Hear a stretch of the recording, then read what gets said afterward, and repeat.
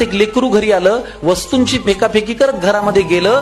तिने सांजेची वेळ, रात्र झाली नव्हती. आई अशीच देवासमोर दिवा लावित होती.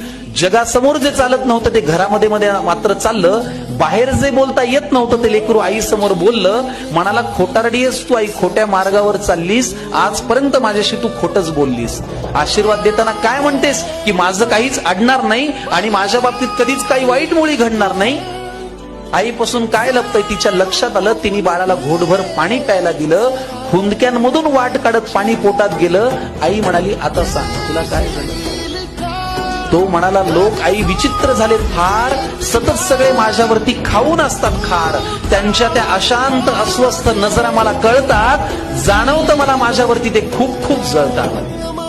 बरं, माझ्याविषयी माझ्या माघारी बोलतात लोकांजवळ, मी पुढे जातोय ना माझा का पोटात यांच्याकडं.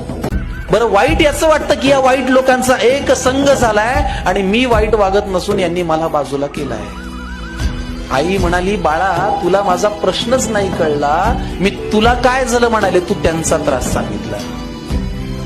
सोडून दे ना तुझ्यावरती ते रुसतायत का हसतायत, कारण तुला पूर्ण करायची स्वप्न ही तुझ्याच डोळ्यांना दिसतायत.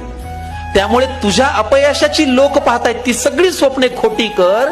तुझ्या अपयशाची लोक पाहतायत ती सगळी स्वप्ने खोटी कर. दुसऱ्यांची धपाधप